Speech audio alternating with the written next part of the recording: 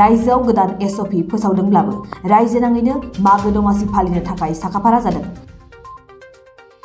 मागो दमासि फालिनायनि साखाफारा खालामनायाव बरमानि आलागजाराबो उन जानानै थालाङाखै। बरमायावबो सोलिदों मागो दमासिखौ बरायनायनि थागथियारि। सोनाब आलागजार गामिनि रायजो राजाफोरा मागो दमासि एबा माग बिहुखौ बरायनो थाखाय गोसो बोथावना समायना बेलागुर न' लुफुंदों। बाक्सा जिल्लानि भारत भुटान सिमायाव हाग्रानि मैदेर आरो सुबुंनि गेजेराव सोमजिनाय मोगा-मोगि जाथायनि मोनसे मोगथां महरनि सावगारिखौ गामिनि रायजो राजाफ्रा दिन्थिफुंनो नाजादों। मख'नो गोनांदि जिल्लायाव हाग्रानि मैदेरफोरा आदार नागिरनानै सुबुं मैखोम ओनसोलाव हाबफैनानै उदखार खालामफैदोंमोन। बिनि अनगायैबो थांनाय 2 दानाव 4 सुबुंफोरा मैदेरनि गाग्लोबनायाव जिउ खोमानो गोनां जादोंमोन। बिदिनो मोनसे सावगारिखौ दिन्थिनो नाजादों गामिनि रायजो राजाफ्रा।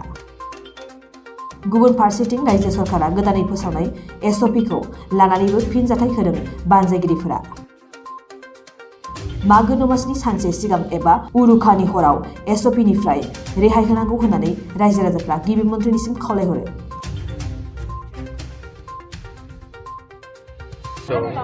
তো হাতী মানুহৰ সংঘাত মানে এইটো ধৰক কাগজে পত্ৰে বা প্ৰত্যেকৰে টিভি চেনেলতো নহ'ব পাৰে। এইটো আমি যিহেতু ৰাস্তাৰ কাষত এটা এই হাতী মানুহৰ সংঘাতৰ প্ৰতিচ্ছবিটো দেখুৱাই দিওঁ, ধৰক টিভি চেনেল নচোৱা মানুহবিলাকে এটা দেখিব যে ইয়াত হাতী মানুহে কেনেকুৱা সংঘাত কৰিছে, কি কাৰণত হৈছে সংঘাতটো, যে বনাঞ্চলবিলাক ধ্বংস কৰিছে, বনাঞ্চলৰ বিলাক হাতীবিলাক আহি জনাঞ্চললৈ আহিছে, কেনেকুৱাকৈ অত্যাচাৰ কৰিছে বা মানুহক কেনেকুৱাকৈ হাতী এটেক কৰিছে, এই প্ৰতিচ্ছবিটো যাতে ৰাইজে বাটেদি যোৱা মানুহবিলাকে দেখা পায়, সেইটোৰ কাৰণে এটা মনতে ভাবি আমি এইটো আমাৰ এই ৰাইজে মনতে ভাবি পেলাই এটা ভাবিলোঁ যে এনেকুৱা এটা প্ৰতিচ্ছবি দেখুৱাই দিলে ৰাইজৰ মাজত এটা সজাগতা আহিব। এই সজাগতাটোৱে ৰাইজক কিছু কাম দিব। কিমান দিন লাগিল এইটো মোটামুটি এমাহ ধৰি প্ৰস্তুতি লাগিছে।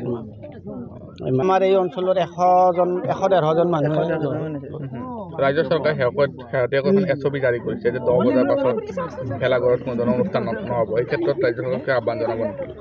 এইসকলে মানে আমি এছঅপিটো প্ৰত্যেকে পালন কৰাটো এটা কৰ্তব্য, কিন্তু কথা হ'ল কি সিদিনা ৰাতি যদি এছঅপিটো অলপ চৰকাৰে যদি অলপমান ভাল ৰাখি দিয়ে, এই যিটো আনন্দ মানে আমি ৰাইজে লগ হৈ এসাঁজ ভোজ ভাত খাবলৈ ইয়াতে মিলিত হ'ম, তেতিয়া আৰু বেছি আনন্দিত লাগিব। যদি সিদিনা ৰাতিটো অলপ এছঅপিটো শিথিল কৰি দিয়ে, অসমীয়া সৃষ্টিৰ আপোনাৰ বাঁহ নাৰ আৰু ভিতৰত অলপ আপোনাৰ জকাটো বাঁহৰে বনাইছোঁ, বনাই এনেকুৱাকৈ প্ৰস্তুতি কৰিছোঁ। অলপমান খৰচ হৈছে আৰু মোটামুটি 6-7 হাজাৰ টকা খৰচ হৈছে আৰু এইটো আমাৰ ৰাইজে দিছে।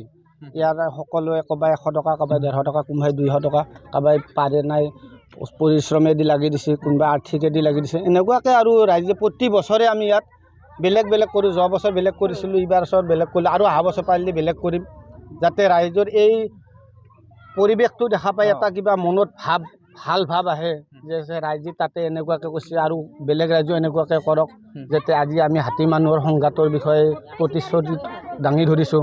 ফিৰ আৰু এনেকুৱাকৈ আৰু কিবা বেলেগ যাতে ৰাইজে এই বস্তুটো বুজি পায়, সাধাৰণ শ্ৰেণীৰ লোকেও যাতে বুজি পায়, সেইটোৰ কাৰণে এনেকুৱা প্ৰতিশ্ৰুতি দাঙি ধৰিছোঁ। আমাৰ প্ৰস্তুতি চলিয়ে আছে। আমি সান্দহ পিঠাগুড়ি খুন্দিছোঁৱে, মাহৰে ভাজিছোঁ আৰু পিঠা বনাম বুলি আৰু ৰেডি কৰিছোঁৱে।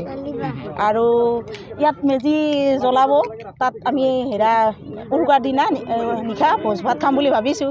সেয়েহে যিহেতুকে ৰাতি 9টা বজাৰ পৰা এছঅপি দিছে, অলপ আগুৱাই দিলে সেইদিনা ভালেই হয় আৰু আমি ৰাইজে লগ হৈ যাতে ভোজ ভাত খাব পাৰোঁ আহ্বান জনাইছোঁ। আমি সেই তিল পিঠা বনাওঁ, লাড়ু বনাওঁ, চিৰা বনাওঁ, নাৰিকলৰ চিৰা বনাওঁ আৰু পিঠাটো বনাওঁ আৰু সেই ঘিলা পিঠা বনাওঁ।